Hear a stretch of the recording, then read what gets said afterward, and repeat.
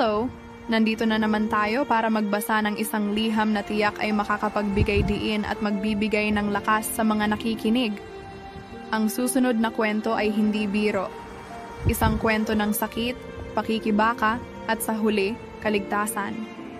Kaya't mag-relax, kayo makinig ng mabuti at tandaan, ito ay para sa lahat ng nakaranas ng pinagdadaanan ni Ina, sa mga taong hindi alam kung paano magsisimula muli. Simulan na natin, pakinggan natin ang kwento ni Ina. Ako nga pala si Ina.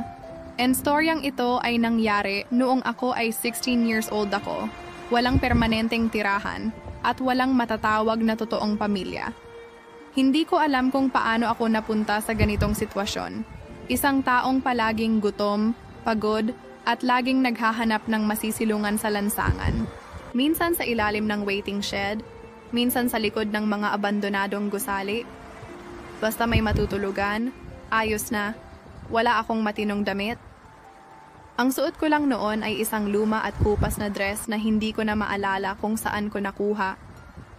Ang buhok ko, mahaba pero magulo, palaging amoy araw. Ganito ang buhay ko sa loob ng halos 2 taon. Palaboy, nagmamalimos, at minsan, umaasa sa awa ng iba. Pero hindi lahat ng taong nagbibigay ng tulong ay may malinis na intensyon. Yung iba, may kapalit na hinihingi. Isang gabi, habang pagod na pagod akong naglalakad sa may gilid ng highway, napansin kong nagpapark ang isang itim na SUV malapit sa kalsada. Hindi ko naman yun pinansin, pero nang bumaba ang lalaking nasa loob, agad akong kinabahan. Malinis ang suot niya, white polo, slacks, at mamahaling relo. Matipuno ang pangangatawan, halatang may edad na, pero may angas ang dating. Miss, anong ginagawa mo dito? Gabi na, tanong niya. Hindi ko agad alam ang isasagot. Hindi ko siya kilala, pero sa sitwasyon ko, sanay na akong kausapin ng kung sino-sinong tao. Minsan pulis, minsan tambay, minsan mga lasing na naghahanap ng mapaglilibangan. Wala lang po, sagot ko ng mahina. Wala kang uuwian? Umiling lang ako. Tara, sumakay ka. Baka gusto mong kumain? Sa totoo lang, gutom na ako noon. Maghapon na akong walang kain at ramdam kong nanginginig na ang tuhod ko sa pagod. Pero kahit anong gutom ko, hindi ko basta-basta mapagkakatiwalaan ng lalaking to. Okay lang po, salamat. Pero hindi siya umalis. Sa halip, inilabas niya ang pitaka niya at may inabot na 500 piso. Sige, kung ayaw mong sumama, eto na lang. Bumili ka ng makakain. Tiningnan ko ang pera. 500. Ilang araw na pagkain din yun, dahan-dahan. Kung inabot ang pera. Pero nang mahawakan ko na ito, hindi niya agad binitiwan. Napatingin ako sa kanya. Iba ang tingin niya sa akin.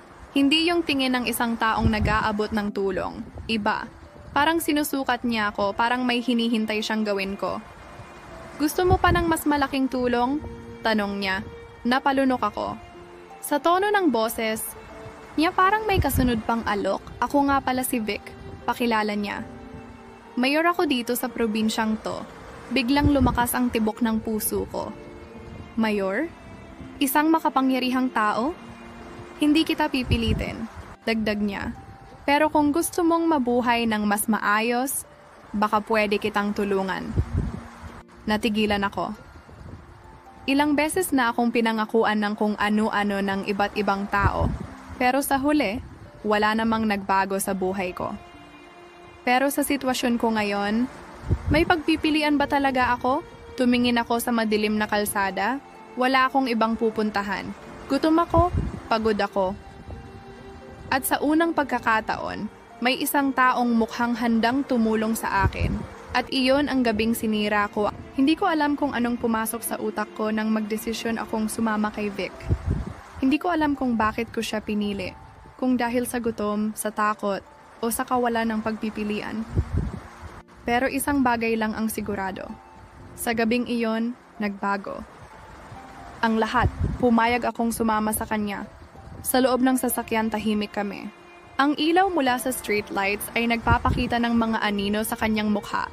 At tuwing titingin siya sa akin, Nararamdaman ko ang bigat ng tingin niyang parang may hinahanap sa akin. Hindi ko alam kung anong mga intensyon niya. Hindi ko rin alam kung ano ang magiging kapalit ng desisyon kong ito. Pero sa loob ng sasakyan, sa ilalim ng ilaw na dumadaan, pakiramdam ko, hindi ko na kayang umatras.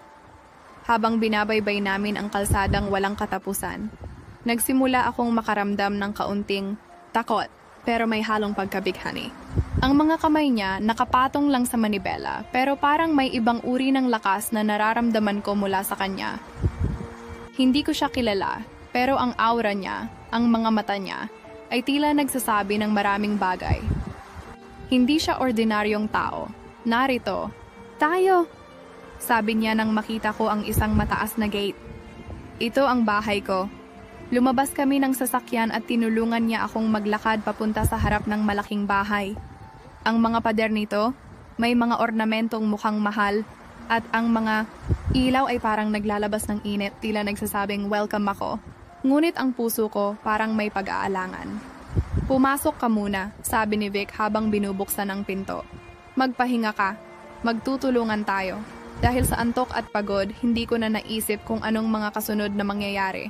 Kinuha ko ang gamit ko at pumasok sa loob. Ang amoy ng bahay ay bago at malinis. Pero may kakaibang tensyon sa hangin. Hindi ko na siya tinanong kung ano ang ibig niyang sabihin nang sabihing tutulungan niya ako. Sa mga ganitong pagkakataon, parang mas mabuti na lang na hindi na magtanong para hindi na mag-isip ng masyadong malalim. Hindi ko alam kung anong klase ng tulong ang inaalok niya, pero naramdaman ko ang bigat ng bawat hakbang ko habang sinusundan siya sa loob. Pinili kong hindi magtanong pa. Ang katawan ko parang lumuluhod sa takot at sabayang kuryosidad. Hindi ko alam kung anong klase ng pagnanasa ang nararamdaman ko, ngunit naramdaman kong tumitindi ito sa bawat sandali. Dito ka na lang sa guest room, sabi ni Vic nang nakatayo na kami sa isang maaliwalas na silid na puno ng mga magandang kasangkapan. Magsuot ka ng komportableng damit, matutulog tayo. Matagal ko siyang tiningnan. Walang kasiguraduhan ang mga mata ko, pero nararamdaman ko na hindi siya maghihintay. Nasa tabi ng kama na siya nang nagsalita siya muli. Kung may kailangan ka, nandyan lang ako. Hindi ko kayang magtapat ng takot sa kanya, kaya't sinubukan kong magmukhang kalmado. Pero kahit anong gawin ko, parang may kilig na hindi maipaliwanag sa katawan ko. Isang bagay na hindi ko kayang kontrolin. Habang nagpapalit ako ng damit, naramdaman ko ang init ng kanyang mga mata mula sa pintuan. Hindi ko na ito pinansin, pero hindi ko rin maiiwasang maramdaman ang kakaibang init na tila bumabalot sa buong katawan ko. Alam ko na may iba siyang hinahanap, at ang nararamdaman kong tensyon ay hindi ko matanggihan. Lumapit siya sa akin pagkatapos ng ilang sandali, at doon ko naramdaman na ang init ng kanyang katawan ay dumampi sa aking balat. Ang kamay niya dahan-dahang humaplos sa aking braso, at kahit hindi siya nagsasalita, naramdaman kong may mga hindi nasasabi sa bawat kilos niya. Anong nararamdaman mo? Tanong niya. Hindi ko alam kung paano sasagutin yon. Hindi ko kayang sagutin ang tanong na yon ng direkta. Lahat ng nararamdaman ko, lahat ng sakit at takot, magkahalo, parang nagsasabog sa aking katawan.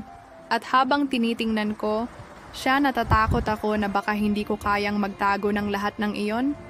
Tinitigan ko siya ng matagal, at ang puso ko ay patuloy na bumabayo, parang may umaapaw na damdamin. Hindi ko alam kung anong gagawin ko, kung susunod ba ako sa mga hakbang niyang unti-unting ipinapakita. Ngunit isang bagay lang ang sigurado. Ang kanyang presensya ay nagiiwan ng isang matinding impact sa aking katawan, at mas lalapit pa ako sa hangganan ng hindi ko kayang kontrolin. At doon, sa maliit na silid na iyon, hindi ko alam kung anong magiging epekto nito. Hindi ko alam kung paano ko kayang ipaliwanag kung gaano kalalim ang sugat na iniwan ng mga nangyari sa akin. Kung gaano kasakit ang bawat araw na ang tanging ginugol ko ay ang takot, ang pangarap, na sana'y makalabas, ngunit wala akong lakas na gawin ito. Sa lahat ng mga nararamdaman ko, ang takot ang pinakamabigat. Pero may nararamdaman akong kakaibang lakas. Nung dumating ang araw na nagsimula kong isulat ang liham na to. Hindi ko alam kung bakit. Pero kailangan ko nang magsalita. Hindi ko kayang magpatuloy nang hindi ko sinasabi ang totoo. Hindi ko kayang mabuhay sa ilalim ng bigat ng kanyang mga ginagawa sa akin. Hindi ko kayang patagilid na masaktan. Na parang walang nangyayaring mali. Na parang walang nakakaalam. Nung unang dumating si Vic sa buhay ko, hindi ko pa naiisip na magbabago ang lahat. Pinili ko siyang pagtiwalaan. Ang mga kamay niyang una, akong tinulungan, tila may malasakit. Ang mga mata niyang sinasabing hindi ako pababayaan. Parang ang buhay ko ay umasa na ang lahat ng ito ay magbibigay sa akin ng pag-asa. Na baka, sa wakas, may taong magmamahal sa akin. Pero hindi ko alam na ang mga malalambing na salita, ang mga pangako ng tutulungan kita, ay tatagal lamang hanggang sa makuha niya ang gusto niya. At ang unang pagkakataon na ang kamay niyang may kabaitan ay naging marahas, doon ko lang naisip na baka hindi ko na kayang mag-isa. Dahan-dahang nagbago ang lahat. Noong una, tinatanggap ko lang ang mga ginagampanan niyang di kayang tingnan ng iba. Naramdaman kong may mali. Pero mas pinili ko na lang isara ang aking mga mata, magpatuloy at magtiwala. Pero unti-unting lumala. Ang mga simpleng paghawak na dati ay tila inosente, ay nagiging mas madalas. Pagkatapos, napansin ko na, hindi na lang siya humahawak, kundi tinutokso na ako ng mga malalalim na tanong na wala akong kakayahang sagutin. Isang gabi, pagkatapos ng isang nakakabighaning hapunan, ay dumaan na siya sa aking silid. Walang imik, walang anuman, basta dumaan siya at sinimulang hawakan ang aking katawan. Sinubukan kong lumayo, pero ramdam ko ang lakas ng kamay niya, ang bigat ng mga kamay na hindi ko kayang itulak, ang init ng katawan na nagsusugpong sa aking sariling katawan at ang mga mata niyang hindi kumikibo. "Nandyan ka lang," sabi niya, at ang mga salita niya ay parang naglalaman ng isang banta. "Dahil kailangan kita." At doon, nagsimula ang lahat.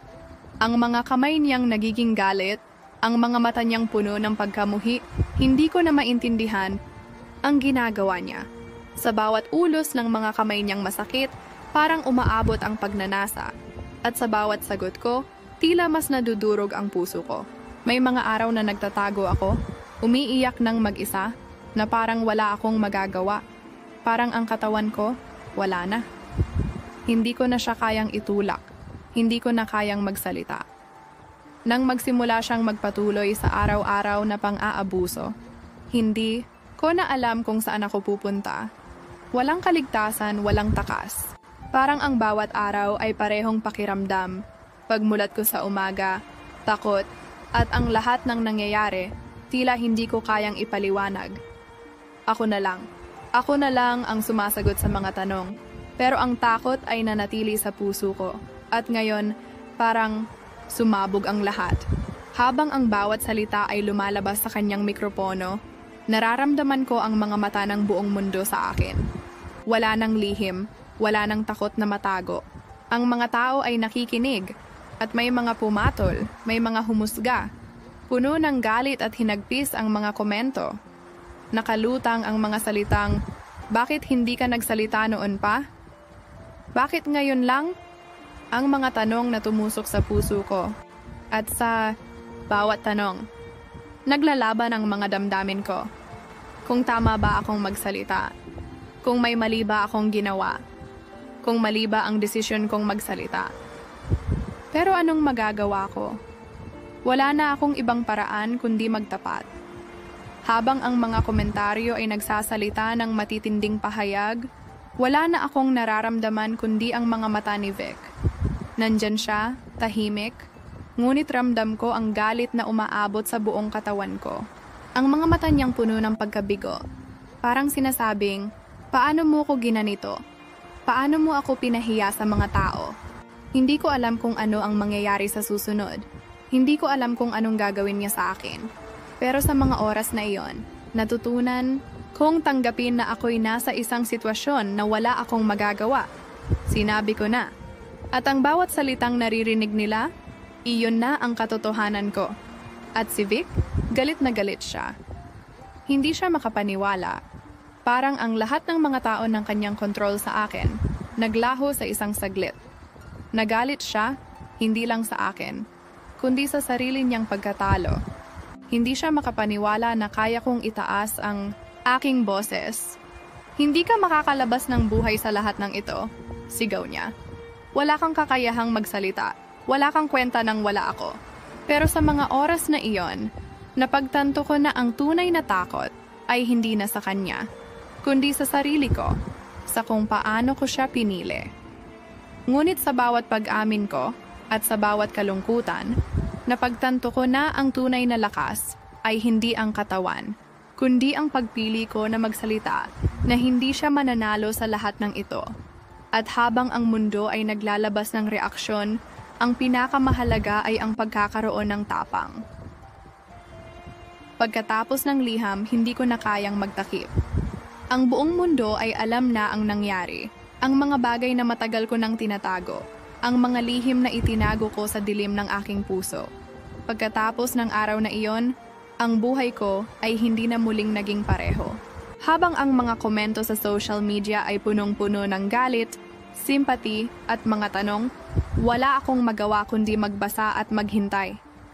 Ang mga taong nakikinig sa liham ko ay may kanya-kanyang reaksyon, ngunit ang mga galit na komento ay ang pinakamabigat para sa akin. Bakit ngayon lang? Bakit hindi mo siya iniwasan agad?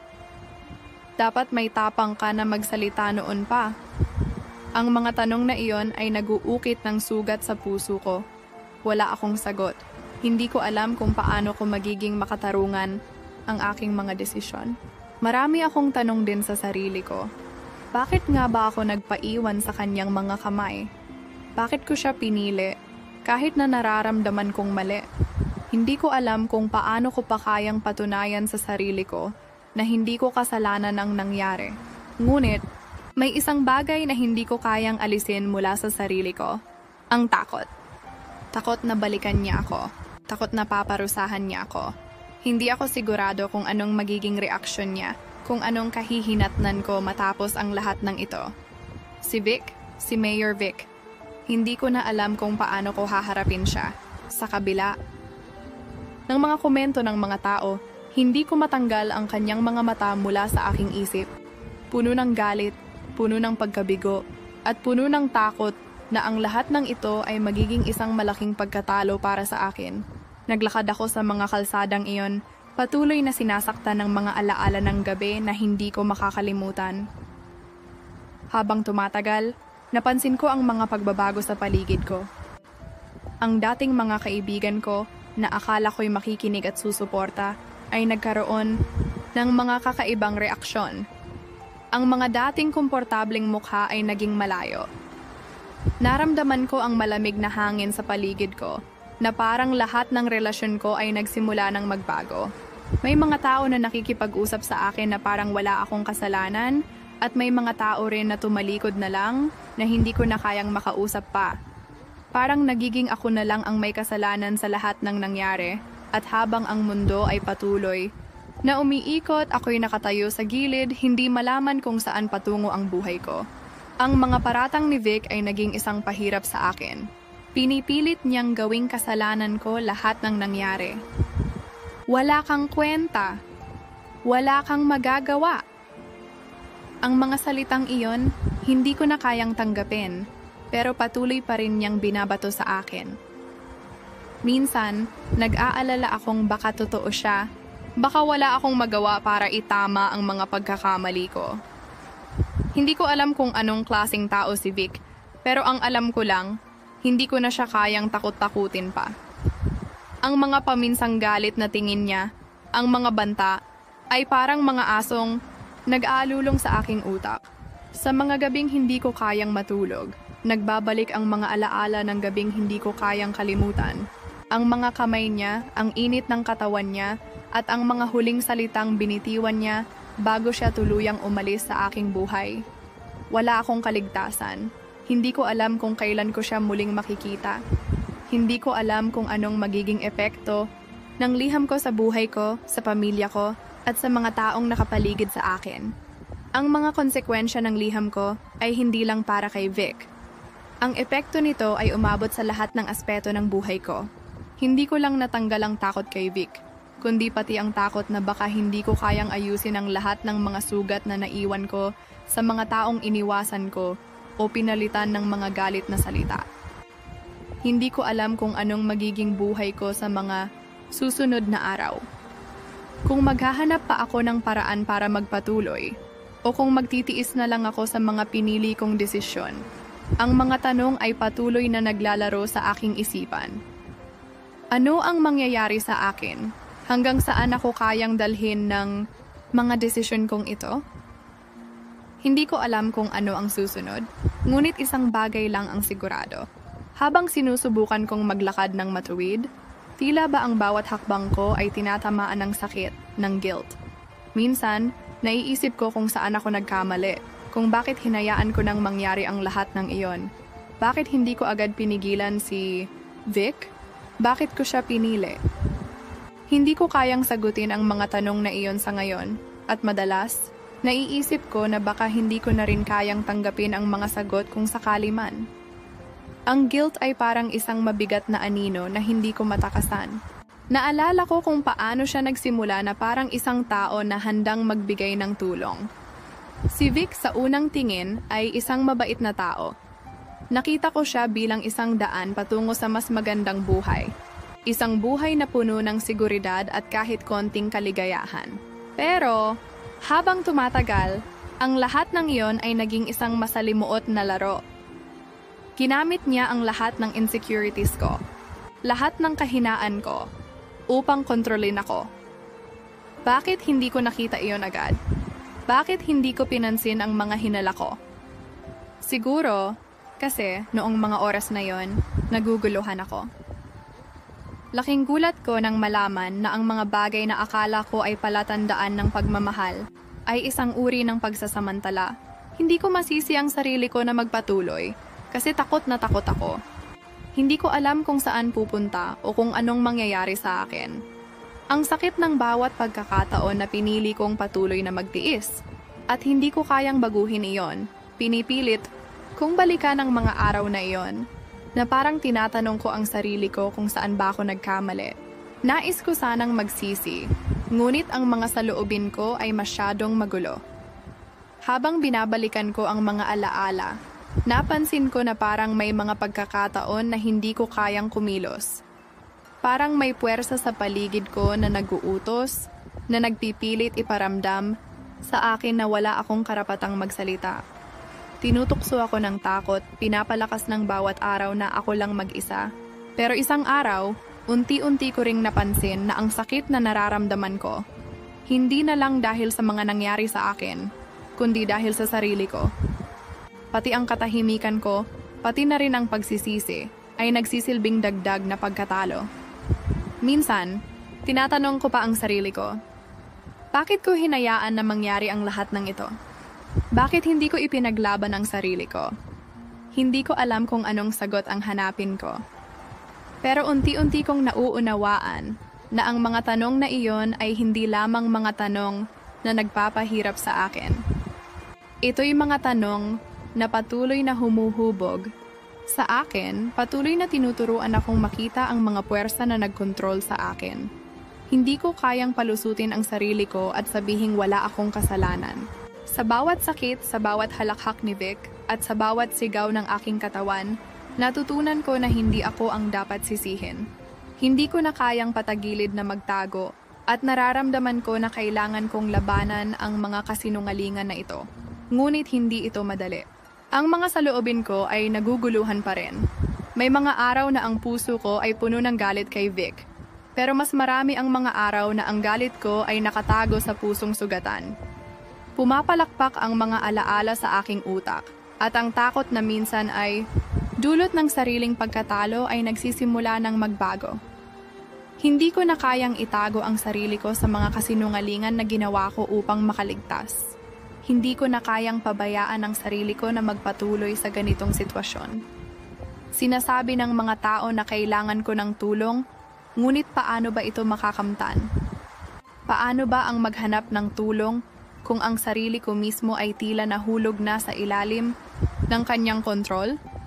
Habang binabaybay ko ang landas na ito, natutunan ko na hindi ko na kayang maghintay. Hindi ko kayang patagilid na lang magtakip ng sakit. Hindi ko na kayang maging tahimik. Hindi ko kayang magpatuloy na parang hindi ako karapat-dapat magpatawad at higit sa lahat, hindi ko kayang maging biktima ng maghapon. Naalala ko ang mga gabing iyon na ang sakit ay tila walang hanggan. Hindi ko alam kung paano ako magsisimula. Pero nararamdaman ko na kailangan ko itong simulan. Ang mga taong nakakaranas ng pareho, ang mga taong nakaligtas sa mga ganitong sitwasyon ay nagsilbing gabay ko. Habang nakakakita ako ng pag-asa sa kanila, natutunan ko ring mangarap muli, kahit na mabigat at mahirap. Nakita ko na ang mga boses nila ay parang mga ilaw sa dilim. Ang bawat pagbahagi nila ng sakit, ng lakas, ay nagbigay sa akin ng lakas para humarap kay Vic at ipaglaban ang sarili ko. Ang pakiramdam ko ngayon ay hindi na ang pakiramdam ng isang batang biktima. Hindi na ako ang babaeng natatakot na magsalita. Ipinaglalaban ko ang sarili ko at sa bawat hakbang natatahakin ko, patuloy kong nilalabanan ng takot. Hindi na ako magpapakumbaba at hindi ko nahahayaan na mangyari ulit ang lahat ng iyon. Ang mga tanong at sakit na nararamdaman ko ngayon ay hindi ko napapayagan na maging dahilan para manatili sa dilim. Darating ang araw na haharapin ko si Vic at ipapakita ko sa kanya na hindi na siya ang may kontrol sa buhay ko. Sa kabila ng lahat ng ito, natutunan ko na habang ang mga araw ay lumilipas, ang takot at ang pangarap na makalaya kay Vic ay nagsimula ng magsanib sa puso ko. Naramdaman ko na unti-unti ang mga piraso ng buhay ko na dati ay nawasak at nagkalat, ay muling nagsimulang magbukas, kahit na masakit pa. Hindi ko na kayang magpatuloy na maging biktima. Hindi ko kayang manatili sa ilalim ng kanyang mga kamay na puno ng kontrol at pang-aabuso. I needed to break free, no matter what it took. Hindi madali ang magdesisyon na magsimula ulit, ngunit natutunan ko na ang takot ay hindi dapat maging hadlang sa buhay ko. Habang pinapalakas ko ang sarili ko, nakatagpo ako ng mga bagong kaalyado, mga taong nagbigay sa akin ng lakas at tapang upang humarap sa mga matitinding pagsubok. Isa na rito si Attorney Maribel, isang abogada na may malasakit sa mga biktima ng pang-aabuso, at si Maria, isang women's rights advocate na tumulong sa akin upang makilala ko ang aking mga karapatan bilang isang babae. Si Attorney Maribel ay nagsimula nang magbigay ng gabay sa akin. Tinulungan akong magtayo ng mga hakbang na maaaring magbigay proteksyon sa akin laban kay Vic. Tinuruan niya akong kung paano mag-ipon ng ebidensya, paano magtago ng mga mensahe at mga dokumento na magpapatunay ng pang-aabuso at manipulasyon ni Vic. Si Maria naman ay naging ang katuwang ko sa pagbuo ng isang plano na hindi lamang maglalayo sa akin kay Vic, kundi magbibigay din sa akin ng pagkakataon na magsimula muli ng buhay na malaya. Ang bawat hakbang ko ay hindi madali, para bang bawat minuto ay punong-puno ng takot at pangamba. Ang bawat galaw ko, bawat plano, ay isang matinding pagsusuri ng aking sariling lakas. Hindi ko na kayang magtago pa. Hindi ko kayang magpatuloy na parang wala lang. Sinimulan ko ng magplano ng masinsinan. Tuwing gabi, nagtago ako sa isang sulok ng bahay. At dun ko pinaplanong mabuti ang bawat hakbang. Hindi ako pwedeng magkamali. Kung magkamali ako, baka hindi ko na makayanan pa ang mga susunod na hakbang. Habang ako ay abala sa pagpaplano ng aking pagtakas, si Vic ay naging mas mapanuri. Napansin ko na nagsimula siyang magbantay sa bawat galaw ko, mula sa mga simpleng tanong hanggang sa mga hindi ko inaasahang pangyayari. Alam ko na naramdaman niya na may mali, pero hindi pa niya alam ang buo kong plano. Nandyan siya palaging nakatambay sa mga lugar na hindi ko inaasahan. Ipinapakita sa akin ang kanyang mga mata na puno ng galit at panghihina. Naramdaman ko ang pagdapo ng kanyang presensya sa bawat sulok ng bahay. Parang isang anino na hindi ako kayang takasan. Ngunit ang bawat araw ay nagtuturo sa akin na may lakas akong makuha mula sa mga takot ko. Sa bawat araw na lumilipas, lalakas ako. Kailangan ko itong gawin. Hindi ko na kayang magpakita ng kahinaan. Hindi ko na kayang magpakita ng takot. Habang nagsisimula akong mag-ipon ng mga ebidensya, ang takot na ito ay naging pundasyon ng lakas ko. Alam ko na sa bawat detalye, bawat mensahe na aking inisave, ay magiging sandata ko sa paglaban sa kanya. Hindi na ako biktima. Ako ay isang babae na handang lumaban para sa sarili ko, handang ipaglaban ang aking kalayaan. Sa bawat hakbang ng aking plano, palakas ako ng palakas. Hindi ko na kayang patagilid na magtago. Hindi ko kayang magpatuloy na magbanta siya sa aking buhay. Natutunan ko sa mga gabay nila at Mianer Maribel at Maria na ang kalayaan ko ay hindi nakasalalay sa kung anong mayroon siya. Hindi ko na siya dapat katakutan. Hindi ko na siya kailangang sundin. Ang buhay ko ay nasa aking mga kamay at wala nang ibang tao ang may karapatang magdikta ng aking landas. Naging klaro sa akin ang lahat. Ang takot na nararamdaman ko ay hindi na sapat upang pigilan ang aking mga hakbang. Hindi ko kayang mawalan ng pagkakataon na magkaroon ng kontrol sa aking sariling buhay. Habang pinapalakas ko ang aking sarili, natutunan ko na ang bawat detalye ng aking plano ay hindi para sa isang pagkatalo, kundi para sa isang bagong simula. Isang simula na magbibigay sa akin ng lakas na lumaban. Hindi ko na kayang bumalik sa isang buhay na punong-puno ng bighati at kalungkutan. I have to be free. Nasa harap ko na ang pinto ng kalayaan. Gamit ang mga ebidensya, ang lakas ng loob, at ang tulong ng mga kaalyado ko, magsisimula akong magtago. Si Vic, kahit anong gawin niya ay hindi na makakapigil sa akin. He will never hold power over me again. Gabi na, at ang dilim ng kalangitan ay parang isang malaking kurtina na bumabalot sa aking paligid. Ang hangin ay malamig, at ramdam ko ang kaba sa aking dibdib. Ngunit sa bawat hakbang ko, ang lakas na dulot ng takot at pangarap na makawala ay nagiging mas matindi. Hindi ko na kayang manatili. Ang oras ay dumating na ang sandaling pinakatakot ko, ngunit siyang kailangan ko upang magtagumpay.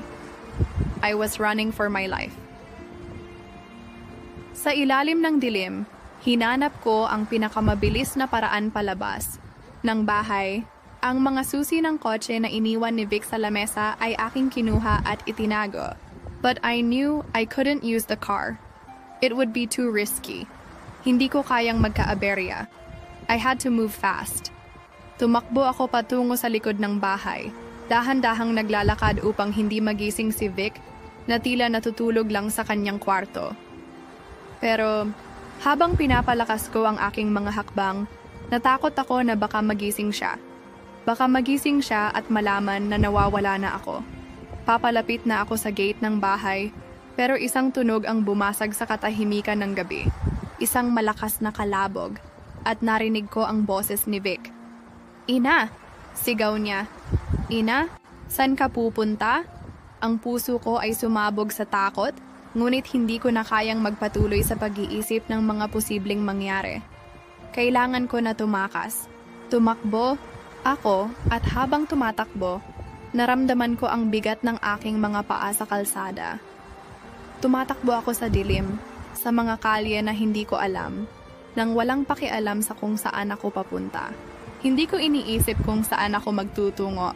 Ang tanging layunin ko lang ay makaalis at mailigtas ang sarili ko. Pero hindi nagtagal, narinig ko ang tunog ng mga makina. Naramdaman ko na may sumusunod sa akin. Nalaman ko agad, si Vic. Sinusundan niya ako. Hindi ko alam kung paano, pero tila nahulog ako sa isang bangungot na hindi ko kayang tumakas.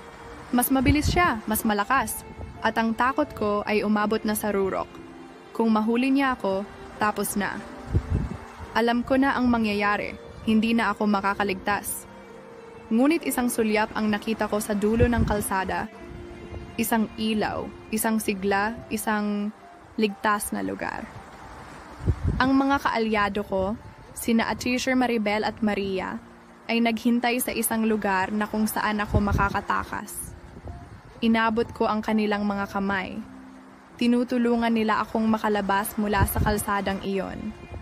At sa sandaling iyon, ang takot at ang kaba na matagal kong kinimkim ay naglaho. Ang ilang araw na puno ng pangarap na makalaya ay naging totoo. Hindi ko alam kung paano ko natagpuan ang lakas na magtago at makalabas mula sa kanyang mga kamay. I didn't know how it was possible, but it was happening. Bago ko pa man tuluyang mahulog sa mga kamay ni Vic, nakatakbo na ako patungo sa lugar kung saan ako ligtas. Isang bagong simula. Doon sa lugar na iyon, huminga ako ng malalim. Ang aking katawan ay tumigil sa panginginig. Hindi ko na naramdaman ang mga kamay na iyon na umaabot sa akin. Ang mga mata ko na dati puno ng takot, ngayon ay puno ng pangarap. Nakalabas na ako. May kalayaan na ako. Si Vic ay hindi ko alam kung nasaan, ngunit hindi ko na siya inintindi. Kung nagawa kong magtago, nagawa ko ring lumaban.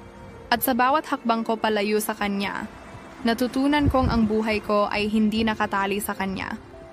This fight was not just for survival. It was for my future. Sa bawat segundo ng takot na nararamdaman ko, nahanap ko ang lakas na magpatuloy.